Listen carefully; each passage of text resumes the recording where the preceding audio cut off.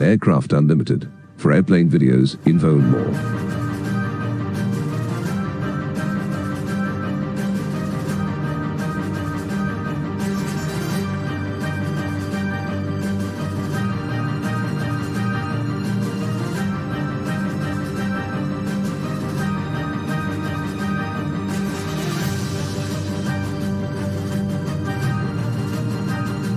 If you want to see more from the wonderful world of aircraft, feel free to subscribe, and don't forget to like and share.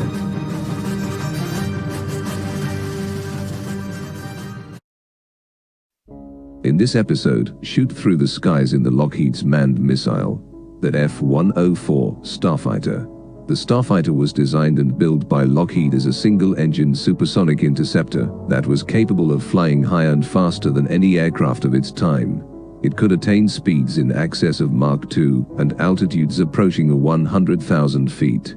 The Starfighter was in many ways an engineering marvel. Its unbelievably small wingspan of only 21 feet and exceptional thrust-to-weight ratio gave an impressive rate of climb, comparable or even exceeding today's most advanced fighters.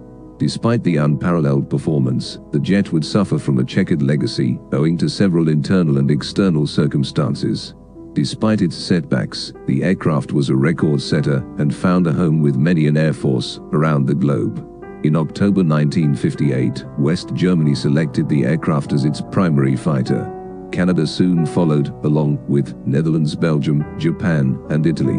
The European nations formed a development consortium. It was the largest international manufacturing program in history.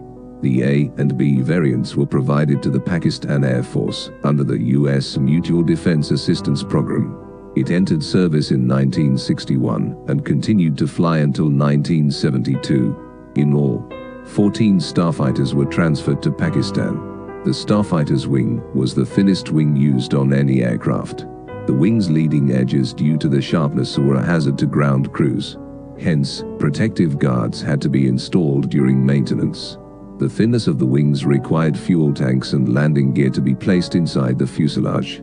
Another noticeable feature was the T-tail with high-mounted stabilizer, suited for the high-speed and high-altitude envelope. The T-tail had an undesired tendency of causing a violent pitch-up near stall speeds, often with fatal results. The designers introduced the stick shaker, which would warn the pilot via mechanical oscillation in the control stick well before the stall. It was followed by the kicker, which would induce a pitch-down movement. The small, highly loaded wing caused an unacceptably high landing speed, even after adding both leading and trailing edge flaps. Thus, designers developed a boundary layer control system, or BLCS. High-pressure bleed air from the engine was blown over the trailing edge flaps. It lowered landing speeds by more than 30 knots and made landings safer. Landing without the BLCS was only done in emergencies and was reportedly a harrowing experience. For this reason, the engine RPM were never to be decreased below 80% to avoid the boundary layer system disconnecting.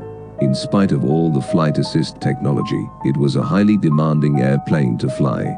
The Starfighter's safety record, especially in Luftwaffe service, attracted substantial criticism. The Germans lost 292 of 916 aircraft and 116 pilots from 1961 to 1989.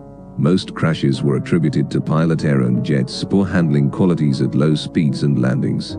In order to prove the slow-speed handling myths wrong, legendary Belgian Air Force pilot Belangina performed a daring maneuver that even Lockheed and its test pilots deemed impossible. This involved performing a touch-and-go, do a full roll and land on the same runway.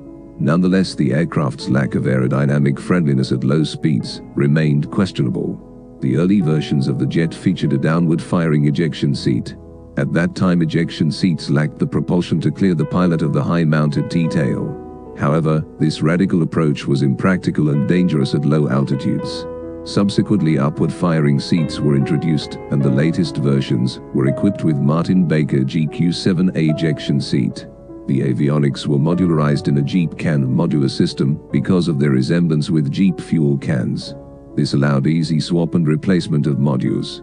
The Starfighter was equipped with a M61 Vulcan 6-barrel rotary cannon, firing at 6,000 rounds per minute. AIM-9B rear aspect missiles could be carried on wingtip pylons. In addition, it could carry 1,000-pound ordnance under each wing, or one 2,000-pound ordnance under the center pylon. Some users installed extra hard points under the belly to carry additional A-2A missiles. During the Cold War period, the Luftwaffe became interested in zero-length launch, or ZEL, system as a means to disperse their starfighters. It was envisaged that in the event of a threat, the jet armed with nuclear weapons would be transported by road to the pre-established launch ramps. The aircraft would be launched with the help of a powerful Rocketdyne booster, which was separated after launching the aircraft under its own power. Due to logistical concerns, as well as the increasing efficiency of guided missiles, eventually, all projects involving ZEL aircraft were abandoned.